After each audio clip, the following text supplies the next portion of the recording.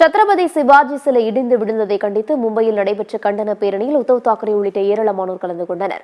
மராட்டிய மாநிலம் ராஜ்கோட் கோட்டையில் கடந்த டிசம்பர் 4ஆம் தேதி மராட்டிய மன்னர் சத்ரபதி சிவாஜியின் 35 அடி உயர சிலையை பிரதமர் மோடி திறந்து வைத்தார்.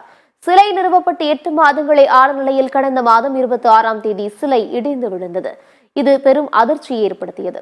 இந்த விவகாரத்தில் மத்திய மாநில அரசுகள் மீது எதிர்க்கட்சிகள் சரமாரியாக குற்றம் சாட்டியுள்ளன. கடந்த சில நாட்களாக தலைமறைவாக இருந்த சிலையை வடிவமைத்த கட்டிட பொறியாளர் சேத்தன் பட்டேல் என்பவரை காவலர்கள் கைது செய்தனர். இந்நிலையில் சிவாஜி சிலை இடிந்து விழுந்ததை கண்டித்து மராட்டியத்தில் எதிர்க்கட்சிகள் இன்று ஆர்ப்பாட்டத்தில் ஈடுபட்டன. முன்னாள் முதலமைச்சர்கள் சரத் பவார், உத்தவ் தாக்கரே இந்த ஆர்ப்பாட்டத்தை தொடங்கி வைத்தனர். மாநில காங்கிரஸ் தலைவர் நானி பட்டேல் உள்ளிட்டோர் பங்கேற்றனர். தெற்கு மும்பையில் உள்ள ஹூதாமா சவுக் முதல் கேட்வே ஆஃப் இந்தியா வரை கண்டன பேரணியில் ஈடுபட்டனர்.